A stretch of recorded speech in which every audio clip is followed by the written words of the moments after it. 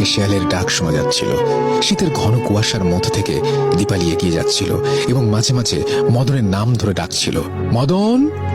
ঠান্ডা বাতাস দীপালির শরীরের হাড় পর্যন্ত কাঁপিয়ে দিচ্ছিল।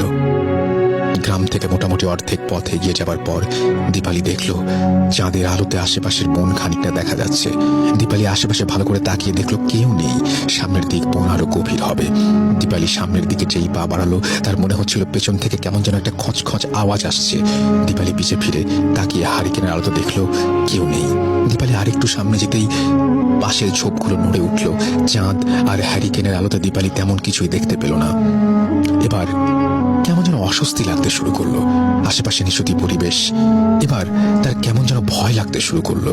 অনেক বাঘ মানুষকে অনেক দূর থেকে পেছু নেয়, সময় মতো মানুষের উপর হামলা করে। দীপালি এবার দ্রুত পায়ে গ্রামের দিকে